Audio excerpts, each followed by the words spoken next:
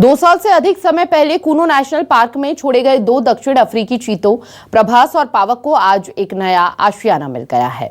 मुख्यमंत्री मोहन यादव ने इन चीतों को नीमच के गांधी सागर वन्यजीव अभयारण्य में छोड़ा है और इस मौके पर उन्होंने कहा कि गांधी सागर वन्यजीव अभयारण्य में प्रभास और पावक को रिलीज करने के साथ ही चीतों के पुनर्वास की दिशा में नया इतिहास लिखा गया है।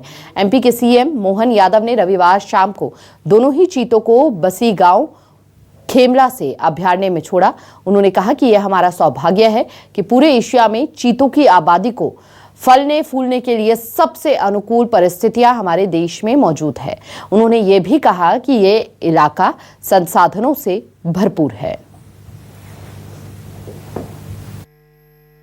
गांधी सागर में आज एक नया इतिहास रचा गया है।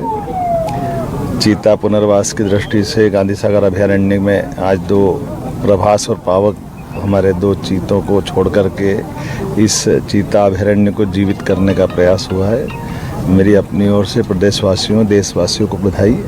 यशस्वी प्रधानमंत्री ने अपने जन्म दिवस के अवसर पर 2022 में मध्य प्रदेश को जो टाइगर स्टेट पहले से था चीता स्टेट बनाने का गौरव दिया। मैं उनका आभार भी मानता हूं और उसी मनोभाव के आधार पर हमारा पालनपुर कूलों के अंदर चीते हमने छोड़ करके उनको अपने वन्य जीव में सहज अभ्यस्त होने का जो प्रयोग किया गया है। यहाँ बड़े पैमाने पर भविष्य की संभावनाओं को लेकर के हम और बहुत सारे प्रकार के काम करेंगे, खास करके एयर कनेक्टिविटी की दिशा में भी, सड़क कनेक्टिविटी की दिशा में भी, टूरिज्म की अलग अलग प्रकार के संस्थान खोलते हुए भविष्य में रोजगार की बड़ी संभावना का ये केंद्र बने। ये मैं आज की अवसर पर इनको शुभकामना भी देता हूँ और सरकार समेकित रूप से सभी विभागों को जोड़ते हुए वन मंत्री आए थे। वन मंत्री ने समीक्षा के आधार पर ही ये निर्णय किया था कि हमारा दूसरा अभयारण्य प्रारंभ करना चाहिए। उसी का सिलसिले में आज हमने यहाँ 2 चीते छोड़े।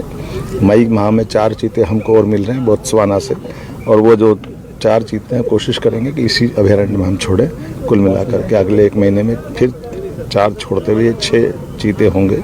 उम्मीद करेंगे आने वाले समय में और इसी प्रकार से बढ़ते जाएँ।